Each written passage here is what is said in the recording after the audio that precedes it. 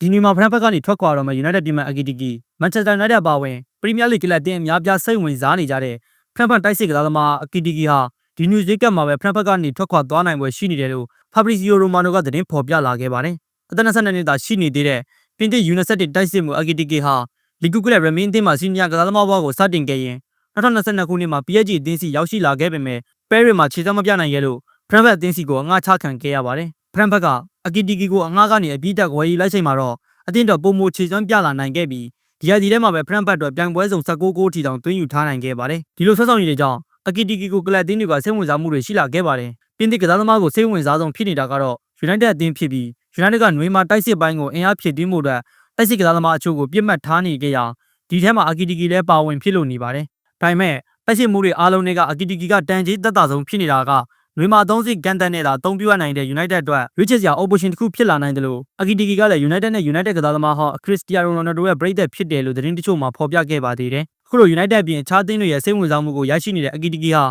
ဒီနေ့မှာပဲဖရန့်ဖက်ကိုစွန့်ခွာသွားဖို့စီစဉ်နေပြီးသူ့ကိုခေါ်ယူချင်နေတဲ့အသင်းတွေကတသင်းစီကိုပြောင်းရွှေ့ပွဲလည်းရှိနေပါတယ်။ဖရန့်ဖက်ကတော့သူတို့ကစားသမားအတွက်အနည်းဆုံးယူရိုတန်း60လောက်ထိတောင်းဆိုလာနိုင်ပွဲရှိပါတယ်။